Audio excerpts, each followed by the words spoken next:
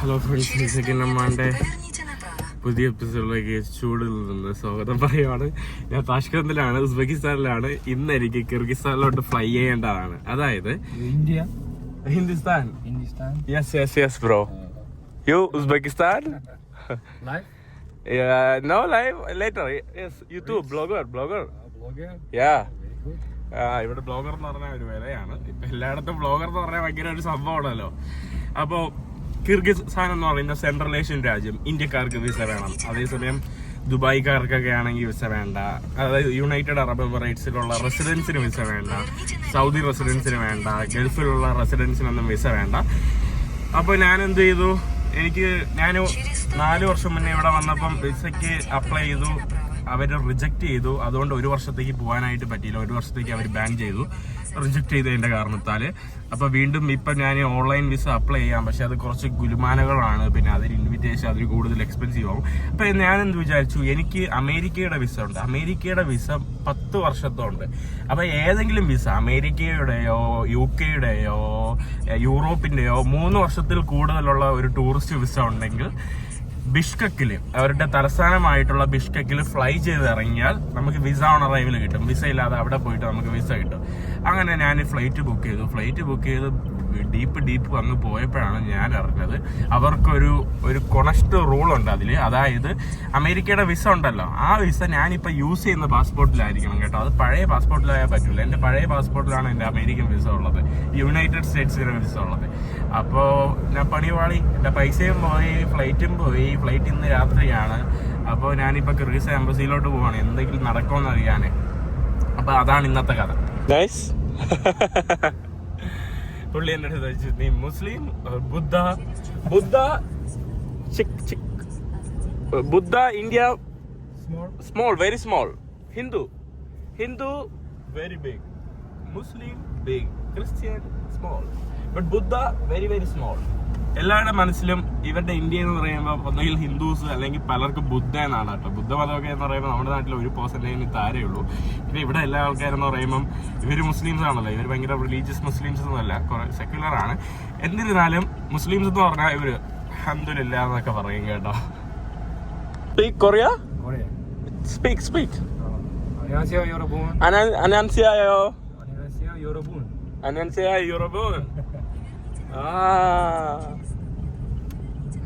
Seoul?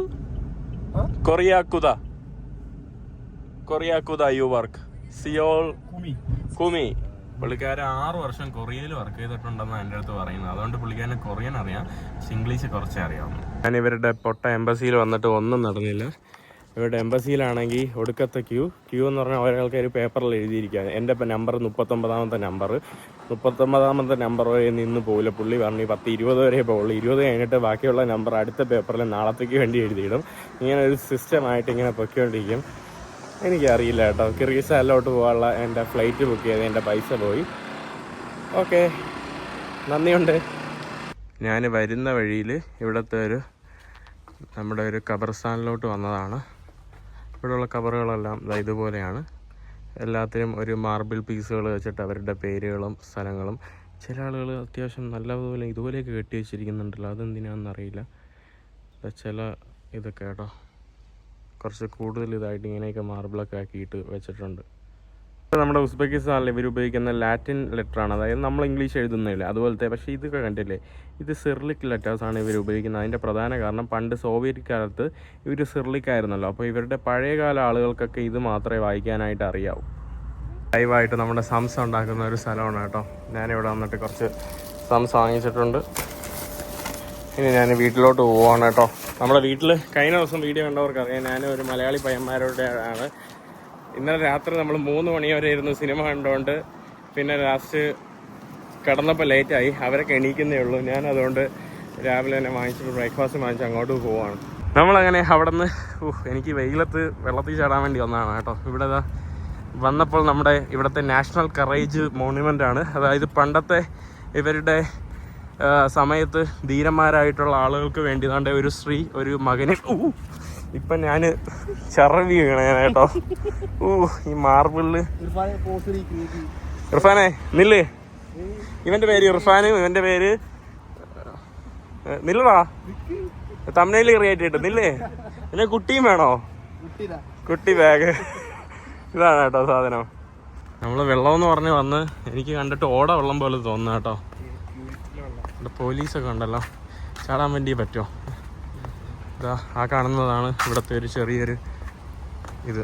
എല്ലാ സ്ഥലത്ത് വന്നിരിക്കുക. അതാ ചാടാൻ പറ്റൂല എന്ന് പറഞ്ഞ സ്ഥലത്ത് നമ്മൾ ചാടാൻ വേണ്ടി ഇരിക്കുക. അതാ ഇവിടെ നിൽക്കുന്ന ഇവരെ ഫുള്ള് ഇതാണല്ലോ. അവിടെ ഒരുത്തൻ, ഇവിടെ ഒരുത്തൻ, എല്ലാവരും. ഈ കാണുന്ന ബ്രിഡ്ജ്, ഞാനൊരു ഹിന്ദിക്കാരനെ വെയിറ്റ് ചെയ്തിരിക്കുകയാണ് കേട്ടോ. ഒരു ഹിന്ദിക്കാരൻ സൈക്കിൾ ഔട്ടുന്ന ഒരു പയ്യനാണ്. അവൻ 4 വർഷം മുന്നേ, 4 വർഷമല്ല 2022 എന്നെ മെസ്സേജ് അയക്കുന്നു. അവൻ ഇപ്പോൾ ഉസ്ബെക്കിസ്ഥാനിൽ വന്നു. അങ്ങനെ അവനെ മീറ്റ് ചെയ്യാൻ വേണ്ടി ഇരിക്കുകയാണ്. അപ്പോൾ അജ്മൽ പറഞ്ഞത് ഇത് പ്യൂരിഫൈ ചെയ്ത വെള്ളമെന്നാണ് കേട്ടോ. എനിക്കറിയില്ല.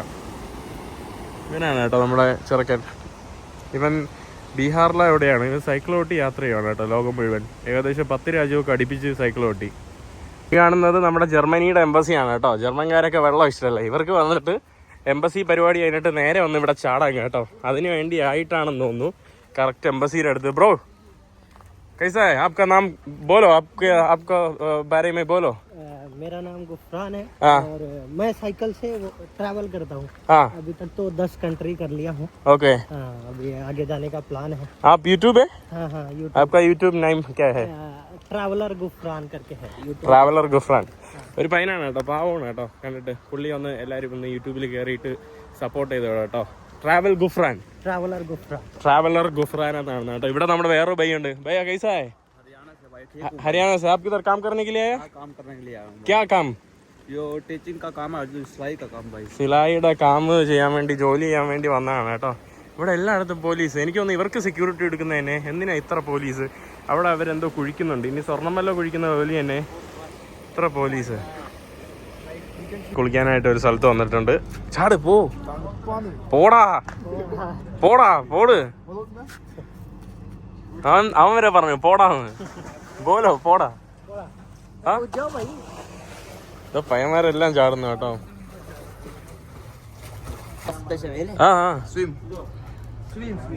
ചാട്. അവൻ ചാടി കേട്ടോ. അവിടെ ആഴമുണ്ടാ? ഒഴുക്കുണ്ടാ? ദിവസം രാവിലെയായി. ഞാൻ വീട്ടിൽ നിന്ന് ഇറങ്ങി. ഞാൻ നേരെ പോകുന്നത് അഫ്ഗാനിസ്ഥാൻ എംബസിയിലോട്ടാണ്. ഞാൻ നെക്സ്റ്റ് അഫ്ഗാനിസ്ഥാൻ പോവാണ്. കിർഗിസ്ഥാനിലൊന്നും നടക്കില്ല. എൻ്റെ ഫ്ലൈറ്റ് ഇന്നലെ ആയിരുന്നു, അതിൻ്റെ പൈസ പോയി. ഞാനിവിടെ ബസ്സിന് കാത്ത് രാവിലെ തന്നെ നിൽക്കുകയാണ് കേട്ടോ. ഇവിടെ റോഡിലായിട്ടായിട്ട് വെയിലാണ് കടുത്തിരിക്കുന്നത്. അങ്ങനെ ഫൈനലി ഞാൻ അഫ്ഗാനിസ്ഥാൻ എംബസിയിലോട്ട് വന്നിട്ടുണ്ട്. ഞാൻ അഫ്ഗാനിസ്ഥാൻ എംബസിയിൽ വന്നിട്ട് നീ കുറച്ച് പ്രിൻ്റൊക്കെ എടുക്കണം കേട്ടോ. ഇവരുടെ ഒരു ഷോപ്പിൽ വന്നതാണ് കേട്ടോ. അഫ്ഗാൻ എംബസിയുടെ തൊട്ടടുത്തുള്ളതാണ്. ഇവരുടെ ഒരു ടൂർ ഓഫീസ് എന്താണ് കേട്ടോ. ടൂർ ഓഫീസ് എന്താണ്, അവർ പൈസ ഒന്നും വാങ്ങിച്ചില്ല, ഫ്രീ ആയിട്ട് കേട്ടോ. അപ്പം ഞാൻ പറഞ്ഞത് നിങ്ങൾക്ക് വേണ്ടി ഒരു ഫ്രീ ആയിട്ട് തരാം. താങ്ക് യു റഹ്മത്ത്. എംബസിയിൽ പോകാൻ വേണ്ടി ഇതൊക്കെ ആക്കി. പിന്നെ ഇതിൻ്റെ ഇടയിൽ ഭക്ഷണം കഴിക്കാനായിട്ട് ഇവിടെ വന്നതാണ് കേട്ടോ. എംബസിയുടെ അടുത്ത് തന്നെ. എംബസിയുടെ അവിടെ ലഞ്ച് ബ്രേക്കാണ്. ഞാനിതാണ്ട് ഇവിടെ ബോഷ് സാധനം ഇത് കഴിക്കാൻ വേണ്ടി വന്നതാണ്. എംബസിയിൽ നിന്ന് നേരെ ഞാൻ വന്നത് കുറച്ച് ഫോർമാലിറ്റീസ് കഴിഞ്ഞ് ബാങ്കിൽ പൈസ അടയ്ക്കാനാണ്. എംബസിയുടെ അവർ അഫ്ഗാനിസ്ഥാൻ ഗവൺമെൻറ്റിൻ്റെ വിസയ്ക്ക് വേണ്ടി അങ്ങനെ $10 പോയി അടച്ച്. ആക്ച്വലി അഫ്ഗാൻ്റെ എംബസിയുടെ ഫീ 3 മാസത്തെ ടൂറിസ്റ്റ് വിസ $80. അതായത് 10,000 രൂപ അടുപ്പിച്ച് വരും.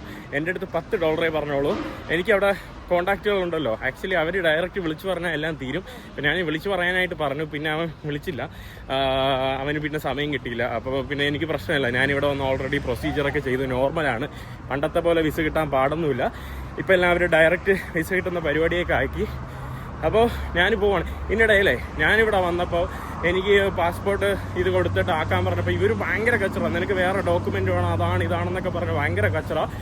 നമ്മൾ ഭാഷ അറിഞ്ഞൂടാന്ന് പറഞ്ഞപ്പോൾ ഒന്ന് ഹെൽപ്പ് ചെയ്യാൻ പറഞ്ഞപ്പോൾ ഭയങ്കര ഇത് ലാംഗ്വേജ് അറിഞ്ഞൂടാ അങ്ങനത്തെ ഒരു ഇതായിട്ടേ. അപ്പോൾ ഞാൻ ഒന്നും നോക്കിയില്ല. ഞാൻ ട്രാൻസ്ലേറ്റർ എടുത്തു. എന്നിട്ട് ഞാൻ പറഞ്ഞു, മാം ഞാൻ ഇന്ത്യയിൽ നിന്ന് വന്നതാണ്. ഞാനിങ്ങനെ ലോകം മുഴുവൻ യാത്ര ചെയ്യുകയാണ്. ഞാൻ ഉസ്ബെക്കിൽ ആദ്യമായിട്ടാണ് വരുന്നത്. ക്ഷമിക്കണം, എനിക്ക് നിങ്ങളുടെ ലാംഗ്വേജ് അറിയില്ല. അതുകൊണ്ട് തന്നെ നിങ്ങൾ പറയുന്നതൊക്കെ എനിക്ക് ഒന്നും മനസ്സിലാവുന്നില്ല. നിങ്ങൾ ബുദ്ധിമുട്ടില്ലെങ്കിൽ എനിക്ക് ഒന്ന് ഹെൽപ്പ് ചെയ്ത് തരൂ. കാരണം ഈ പൈസ അടച്ചാൽ മാത്രമേ എനിക്ക് ഇനി അഫ്ഗാനിസ്ഥാനിൽ പോയിട്ട് എംബസിയിൽ പോയിട്ട് എൻ്റെ പാസ്പോർട്ട് കൊടുക്കാൻ പറ്റുള്ളൂ. എന്നാൽ മാത്രമേ എനിക്ക് വിസ കിട്ടൂ. എനിക്ക് അടുത്ത സ്ഥലത്തോട്ട് പോകണം. അപ്പോൾ ഞാനിവിടെ ഇങ്ങനെ നിൽക്കുമ്പോൾ എനിക്കൊന്നും അറിഞ്ഞുകൂടാതെ നിങ്ങളിങ്ങനെ ദേഷ്യപ്പെട്ടൊക്കെ പറയുമ്പോൾ എനിക്കത് വിഷമാവുന്നുണ്ട്. മാത്രമല്ല ഇതിലൊരു ഒന്നും എൻ്റെ സമയം പോവും, മാത്രമല്ല അങ്ങനെയൊക്കെ ഞാൻ പറഞ്ഞു കേട്ടോ. അപ്പോൾ എന്നിട്ട് ട്രാൻസ്ലേറ്റ് ചെയ്ത് കൊടുത്തു. അപ്പം പറഞ്ഞു ഓക്കെ ഒരു 5 മിനിറ്റ് അവർ ലഞ്ച് ബ്രേക്ക് എന്തോ കഴിഞ്ഞിട്ട് അവരെന്നെ ഉടനെ വിളിച്ചു. ഒന്നും നോക്കില്ല, എൻ്റെ പാസ്പോർട്ട് വാങ്ങിച്ചു ആക്കി എനിക്ക് തന്നു, റെസിപ്റ്റ് തന്നു കേട്ടോ. ഇത്രയും പറഞ്ഞാൽ മതി. അപ്പോൾ ചില സമയങ്ങളിൽ ഇങ്ങനെ ആളുകളൊക്കെ ദേഷ്യപ്പെട്ട് ഇങ്ങനെ പറയുമ്പോൾ ഞാനിങ്ങനെ ട്രാൻസ്ലേറ്റ് എടുത്ത് ഒരു പാവത്താനെ പോലെ അഭിനയിച്ച് ഞാൻ വല്ലതും പറഞ്ഞു കൊടുക്കും കേട്ടോ. നമ്മളെ കാര്യവും കഴിയും, അവരുടെ മനസ്സിലുള്ള ഒരു ഈഗോയും പോകും കേട്ടോ നമ്മളൊന്ന് താന്നു കൊടുക്കുമ്പോൾ.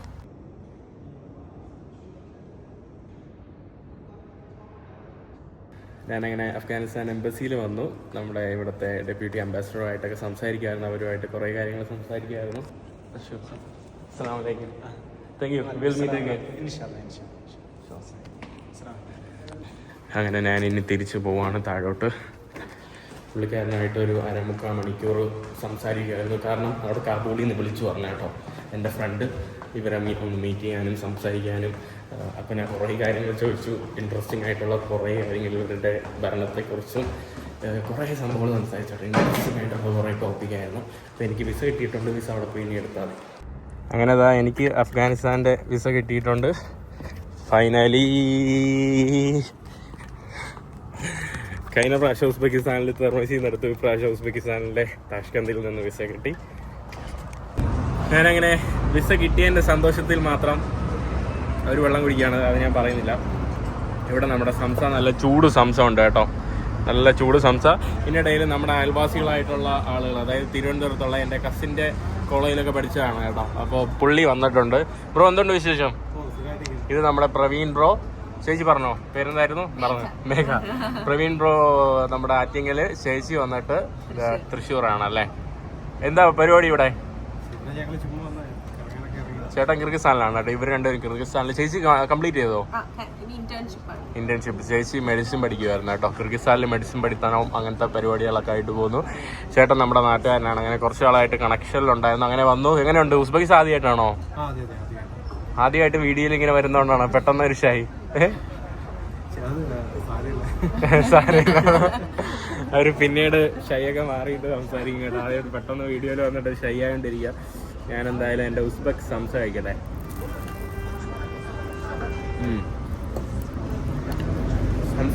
ഉസ്ബെക്കിസ്ഥാൻ ചീപ്പ് എന്ന് പറയുന്നവരടുത്ത് ഉസ്ബെക്കിസ്ഥാൻ ഒരിക്കലും ചീപ്പല്ല കേട്ടോ. ഉസ്ബെക്കിസ്ഥാൻ ചീപ്പായിരുന്നു പണ്ട് 4 വർഷം മുന്നേ ഒക്കെ. ഇപ്പോൾ റാപ്പിഡ് ചേഞ്ച് ആണ്. ഈ ഒരു സംസയ്ക്ക് നമ്മുടെ നാട്ടിൽ 100 രൂപ അടുപ്പിച്ചുണ്ട് കേട്ടോ. ഈ ഒരു സാധനത്തിന് നല്ല എക്സ്പെൻസീവ് ആണ് ഉസ്ബെക്കിസ്ഥാൻ. കിർഗിസ്ഥാൻ പിന്നെയും ചീപ്പല്ലേ? എത്രത്തോളം ചീപ്പാ? ആ നല്ല ഇതുപോലത്തെ സംസ അവിടെ സംസ ഉണ്ടല്ലേ?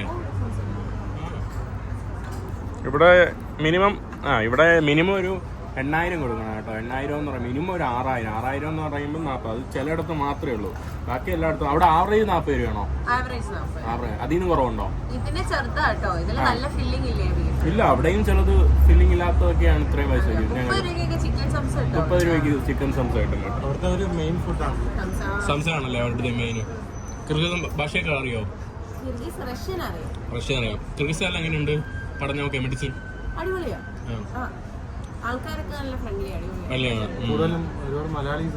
മലയാളീസ് ഉണ്ടല്ലേ? അപ്പോൾ ഭക്ഷണം കഴിക്കട്ടെ എന്തായാലും. ഇവിടെ നമ്മുടെ പയ്യന്മാര് അംബസിയിലൊക്കെ പോയിട്ട് ഇവിടെ വന്നതാണ് കേട്ടോ. ഒരു ഹിന്ദി പയ്യൻ കേട്ടോ, ഒരു ന്യൂഡൽഹിയിലുള്ള ഒരു ബ്ലോഗറാണ്.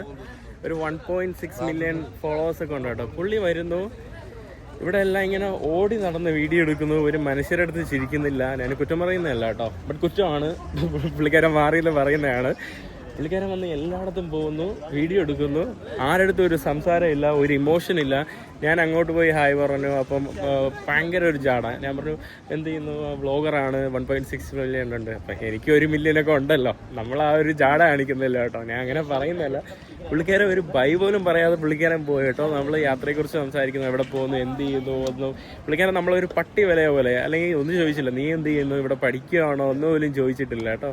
ഒരു എന്ത് വ്ളോഗറാണെന്തോ കേട്ടോ പുള്ളിക്കാരൻ. ഒരു ഹിന്ദിക്കാരനാണ്. ഒരു വന്നിട്ട് കേരള എന്ന് പറഞ്ഞപ്പോൾ മാഷാള്ള എന്നൊക്കെ പറഞ്ഞിട്ട് പോയി കേട്ടോ. Thank you. കണ്ടില്ലേ, നമ്മളൊരു പയ്യൻ വന്നപ്പോൾ നമ്മൾ സംസാരിച്ചുകൊണ്ടിരിക്കുകയാണ്. വെൽക്കം ടു ഉസ്ബെക്കിസ്ഥാൻ എന്നൊക്കെ നമ്മളടുത്ത് പറഞ്ഞു.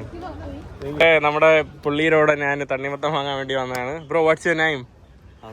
പർവാസ്. വെറുതെ ഇവിടെ ഇറങ്ങിയതാണ്. ഇവിടെ മാർക്കറ്റിൽ ഇംഗ്ലീഷ് സംസാരിക്കാൻ വേണ്ടി ആരെങ്കിലും ഉണ്ടെങ്കിൽ അവരടുത്ത് ഇംഗ്ലീഷ് സംസാരിച്ച്. How many kilo? ഇത് ആണ്ടേ You said 35. This is 40. 27. 24. Okay, 24. Okay. 24. ഇത് കണ്ടില്ലേ പ്രൈസ് ഇവർ കള്ളമാണ് കേട്ടോ പറയുന്നത്. ഞാൻ അവിടെ നിന്ന് നമ്മുടെ പതിവ് സ്ഥലം 3-ാമത്തെ ദിവസം കണ്ടിന്യൂസ് ആയിട്ട് ഇവിടെ നീന്താനായിട്ട് വന്നതാണ്.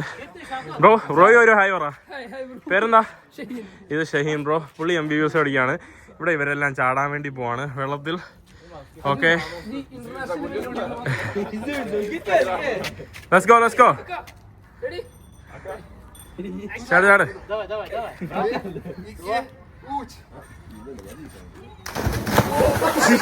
ചക്ക വീണോ?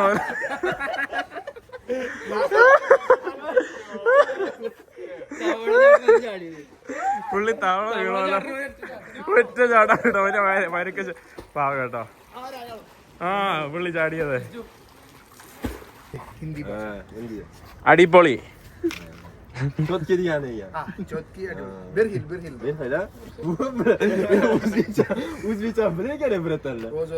എല്ലാ പരിപാടിയും കഴിഞ്ഞ് രാത്രി വന്നപ്പോ ചോറും